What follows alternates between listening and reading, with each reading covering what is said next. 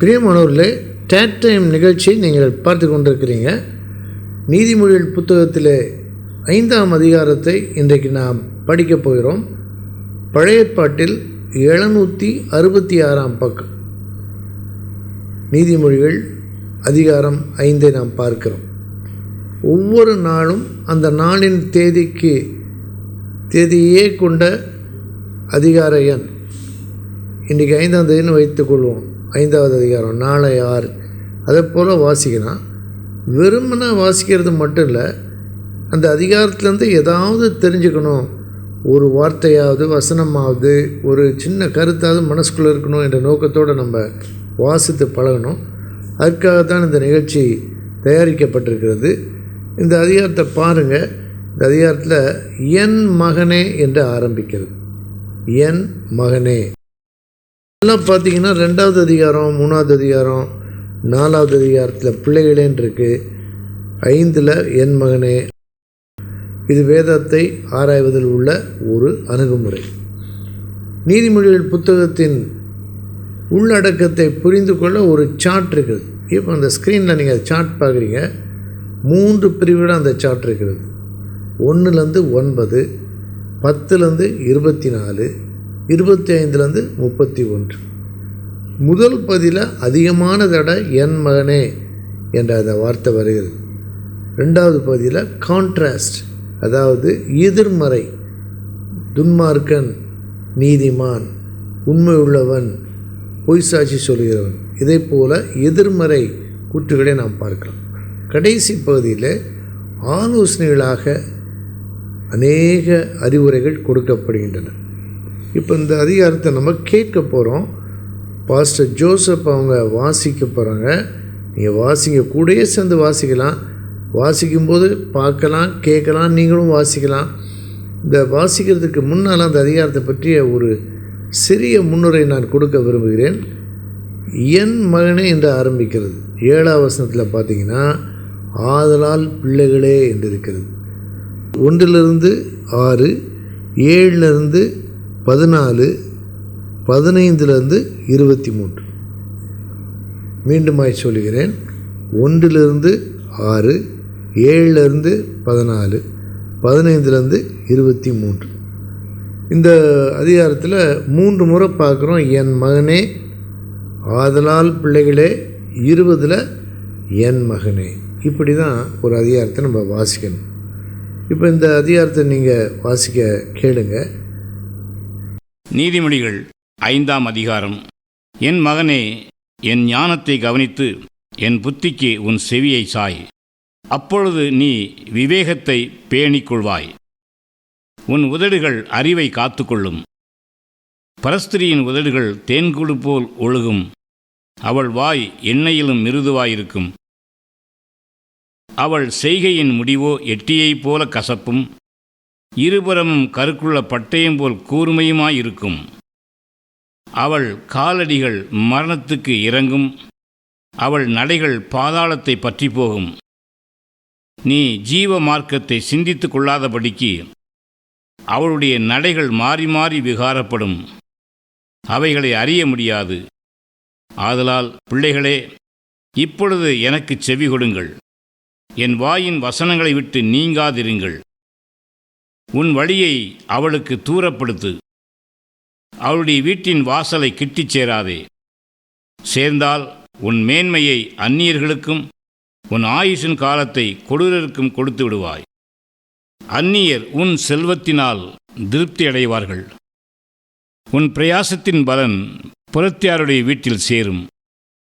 முடிவிலே உன் மாம்சமும் உன் சரீரமும் உருவழியும் போது நீ துக்கித்து, ஐயோ, போதகத்தை நான் வெறுத்தேனே, கடிந்து கொள்ளுதலை என் மனம் அலட்சியம் பண்ணினதே, என் போதகரின் சொல்லை நான் கேளாமலும் எனக்கு உபதேசம் பண்ணினவர்களுக்கு என் செவியை சாயாமலும் போனேனே, சபைக்குள்ளும் சங்கத்துக்குள்ளும் கொஞ்சங்குறைய எல்லா தீமைக்கும் உள்ளானேன் என்று முறையிடுவாய். உன் கிணற்றில் உள்ள தண்ணீரையும் உன் துறவில் ஊறுகிற ஜலத்தையும் பானம் பண்ணு. உன் ஊற்றுகள் வெளியிலும் உன் வாய்க்கால்கள் வீதிகளிலும் பாய்வதாக. அவைகள் அந்நியருக்கும் உரியவைகளாய் இராமல் உனக்கே உரியவைகளாய் இருப்பதாக. உன் ஊற்றுக்கண் ஆசீர்வதிக்கப்படுவதாக. உன் இளவயதின் மனைவியோட மகிழ்ந்திரு. அவளை நேசிக்கப்படத்தக்க பெண்மானும் அழகான வரையாடும் போல் இருப்பாளாக. அவளுடைய ஸ்தனங்களே எப்பொழுதும் உன்னை திருப்தி செய்வதாக. அவளுடைய நேசத்தால் நீ எப்பொழுதும் மயங்கி இருப்பாயாக. என் மகனே, நீ பரஸ்திரியின் மேல் மயங்கி திரிந்து அந்நிய ஸ்திரீயின் மார்பை தழுவ வேண்டியதென்ன? மனுஷனுடைய வழிகள் கர்த்தரின் கண்களுக்கு முன்பாக இருக்கிறது. அவனுடைய வழிகள் எல்லாவற்றையும் அவர் சீர்தூக்கி பார்க்கிறார். துன்மார்க்கனை அவனுடைய அக்கிரமங்களை பிடித்து கொள்ளும் தன் பாவ கயிறுகளால் கட்டப்படுவான். அவன் புத்தியை கேளாததினால் மடிந்து தன் மதிகேட்டின் மிகுதியினால் மயங்கி போவான். நீங்களும் கூட சேர்ந்து வாசித்தீங்களா? இதை கூட சேர்ந்து வாசித்தீங்கன்னா ரொம்ப நல்லது. இப்படி தான் ஒவ்வொரு நாளும் தெளிவாக வாசிக்கணும். இப்போ இந்த அதிகாரத்தை பற்றி யோசித்து பார்க்கும்போது இந்த அதிகாரத்தில் யாரை பற்றி சொல்லியிருக்கு, என்ன சொல்லியிருக்கு, அதுதான் ரொம்ப முக்கியம். யாரை பற்றி சொல்லியிருக்கு, என்ன சொல்லியிருக்கு. யாரை பற்றி என்றால் 3ஆம் வசனத்தில் பாருங்கள், பரஸ்திரி அப்படின்ட்டு. அதுக்கு பின்னால் கீழே பார்த்துட்டே போனீங்கன்னா அவள் இதை போல் வார்த்தைகளை நம்ம பார்க்குறோம். பரஸ்திரி என்றால் விலைமகள், தவறான முறை தவறிய வழிகளில் செல்லுகின்ற பாவியான ஒரு பெண், பாவம் செய்ய வைக்கிற பெண், அதாவது விபச்சாரி. விபச்சாரியை பற்றி தான், வேசியை பற்றி தான் இந்த அதிகாரத்தில் சொல்லியிருக்கு. நீதிமொழிகள் புத்தகத்தில் ஒரு சில அதிகாரங்களில் 2, 5, 6, 7 என்ற இந்த அதிகாரங்களில் முக்கியமாக தவறான முறைகேடான பெண்களை பற்றிய ஒரு எச்சரிப்பு, தெளிவான எச்சரிப்பு கொடுக்கப்படுகிறது. இது யாரை பற்றின அந்த கேள்விக்கு பதிலாக அமையுது. 3 முறை இந்த அழைப்பு என்று நான் சொன்னேன். என் மகனே, ஆதலால் பிள்ளைகளே, என் மகனே. நீதிமொழிகள் 5ஆம் அதிகாரத்தை நாம் படித்து கொண்டிருக்கிறோம். இதில் முதல் வசனத்துலேயும் கடைசி வசனத்துலேயும் கவனமாக பார்த்தீங்கன்னா புத்தின்ற வார்த்தை வருது. என் புத்திக்கு. 23ஆம் வசனத்தில் அவன் புத்தியை கேளாததினால். புத்தி இருக்கா அப்படின்லாம் சொல்ல கேட்டிருக்கோம். புத்தின்றது புத்திமதி, அதாவது அறிவுரை என்ற வார்த்தையும் குறிக்கிறது. புத்தி என்றால் இன்டெலிஜென்ஸ், அறிவாற்றலையும் குறிக்குது. ஆனால் இந்த அதிகாரத்தில் அறிவுரையில் எச்சரிப்பு இருக்குது. அதனால தான் முதல் வசனத்தில் என் புத்திக்கு உன் செவியை சாய், கவனமாய் கேள்.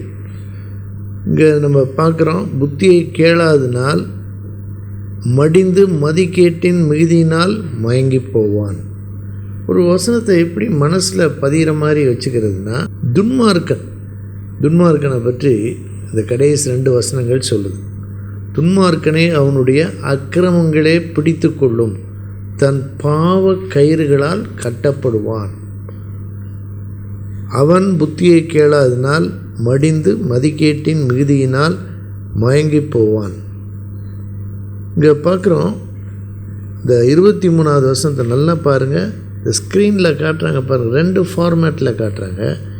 ஒன்று எப்போதும் நம்ம படிக்கிறது. இப்போ பாருங்கள், மடிந்து மதிக்கேட்டின் மிகுதியினால் மயங்கி போவான். இந்த அதிகாரம் முடிகிற இடத்துல இந்த வசனங்கள், வார்த்தைகள் இவ்வளவு தெளிவாக ரொம்ப அழுத்தத்தோடு காணப்படுகிறது. 11ஆம் வசனத்தில் பாருங்கள், முடிவிலே பாவத்தின் சம்பளம் மரணம் என்று வேதம் சொல்கிறது. ரோமர் 6:23. பாவமான வழிகளுக்குள்ளே செல்லுவதற்கான இழுப்பிற்கு பெயர் சோதனை என்று சொல்வது. இந்த அதிகாரத்தில் சொல்லப்பட்டிருக்கிற ஒரு காட்சி போல் சொல்லப்பட்டிருக்கிறது இன்றைக்கு உலகத்தில் பல இடங்களில் பயங்கரமாக நடக்குது. ஆகவே நாம் பத்திரமாய் பரிசுத்தமாய் நம்முடைய உள்ளத்தை காத்து கொள்ள வேண்டும். நாம் இழுக்கப்படும் போது நம்மை தடுத்து நிறுத்துவது நமக்கு கிடைத்த அறிவுரையும் எச்சரிப்பும். இந்த பகுதிகளில் நம்ம கேட்டோம், விபச்சார ஸ்திரியை பற்றி சொல்லியிருக்கேன். இந்த ஆவிக்குரிய விதத்தில் எப்படி நாம் பொருள் கொள்ளலாம் என்றால், இந்த உலகம், அதாவது தேவனுக்கு பிரியமில்லாத, தேவனுக்கு எதிரான எல்லா விதமான வழிமுறைகளும் உலகம் என்று அழைக்கப்படுகிறது. இந்த உலகம் ஆவிக்குரிய பிரகாரமாக வேசி என்று சொல்லலாம். தேவனுக்கு சொந்தமானவர்களை பிரித்து எடுத்து தவறான உறவுக்குள் உட்படுத்தி பாவத்தின் பயங்கரமான விளைவுகளால் பாதிக்கப்படுவதற்கு தள்ளுவதுதான். ஆகவே இந்த அதிகாரத்தை நம்ம பார்க்குறோம். 3 பத்திகளை நம்ம கவனித்தோம். 1 முதல் 6 வரை தவறான வழிகளில் செல்லும் பெண்களை பற்றிய எச்சரிப்பு. இது ஒருவேளை ஒரு எஸ்எம்எஸ் மூலமாக வரலாம், ஒரு யூடியூப் அல்லது ஒரு ஃபேஸ்புக் மூலமாக வரலாம், அல்லது நேரடியாக இருக்கலாம். நாம் இந்த அதிகாரத்தில் உள்ள எச்சரிப்பான வார்த்தைகளை மனதிலே வைத்து கொள்ள வேண்டும். 7 முதல் 14 வரை விபச்சார பாவத்தினால் வரும் கொடிய விளைவுகள். நீதிமொழிகள் 6 அந்த இடத்துல மேலே என்ன எழுதிக்கலாம், சங்கீதம் 38 என்று எழுதிக்கொள்ளலாம். சங்கீதம் 38 தாவீது ராஜா பாவத்தினால் எவ்வளவு கஷ்டப்பட்டார் என்ற சரீரப்பிரகாரமான விளைவுகளை பற்றி பார்க்கிறோம். 15 23 வரை இல்லற வாழ்க்கையின் இனிமையை பற்றி பார்க்கிறோம். இல்லற வாழ்க்கையின் இனிமை திருப்திகரமான, நிறைவான, பரிசுத்தமான இல்லற வாழ்க்கையிலே தேவன் கொடுக்கும் நிறைவை நாம் இந்த பகுதியிலே பார்க்கிறோம். இன்றைக்கு படித்த பாடங்களை நாம் மீண்டும் ஞாபகம் வைத்துக் கொள்ளலாம். 3 பிரிவுகளாக பிரிக்கலாம். 1 முதல் 6 வரை, 7 முதல் 14 வரை, 15 முதல் 23 வரை. முதல் வசனத்தில் 23 வசனத்துலேயும் புத்தின்ற வார்த்தை திரும்பியும் வருது. அதை பற்றி நம்ம பார்த்தோம். இந்த அதிகாரம் யாரை பற்றியது என்றால் பரஸ்திரீ என்று சொல்லலாம். மத்திய பகுதியில் அல்லது 3வது பத்தியில் 15 23 வரை ஒரு குடும்ப வாழ்க்கைக்கு ஆண்டவர் கொடுக்கும் திருப்திகரமான ஆசீர்வாதத்தை பற்றி படிக்கிறோம். மீண்டுமாய் இன்னொரு நிகழ்ச்சியில் இந்த அதிகாரத்தின் மற்ற காரியங்களை கவனிப்போம். இப்பொழுது நாம் ஜெபிப்போம். பிதாவே, எங்களுக்கு கொடுத்த வல்லமையான எச்சரிப்பு அறிவுரைகளுக்காக ஸ்தோத்திரிக்கிறோம். சோதனைக்குட்பட பண்ணாமல் தீமையிலிருந்து எங்களையும் எல்லாரையும் விலக்கி ரட்சித்துக் கொள்ளும். சோதனையான இடுப்புகளுக்கு இடம் கொடுக்காதபடி கவனமாய் வாழ கிருபை தாரும். இயேசு இரட்சகர் மூலம் கேட்கிறோம் பிதாவே, ஆமென்.